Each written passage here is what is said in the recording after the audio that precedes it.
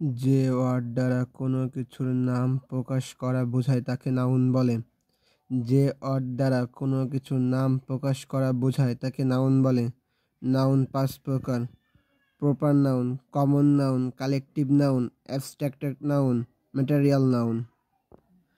যে নাউন দ্বারা কোনো নির্দিষ্ট ব্যক্তি, বস্তু বা স্থানের নাম বোঝায় তাকে প্রপার নাউন বলে।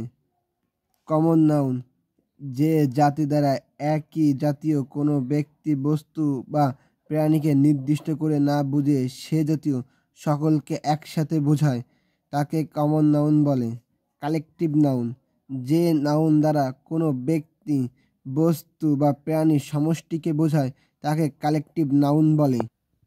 যে নাউন দ্বারা কোনো ব্যক্তি বা বস্তুর গুণ, কাজের নাম কিংবা অবস্থা প্রকাশ করা হয় বোঝায় তাকে অ্যাবস্ট্রাক্ট নাউন বলে।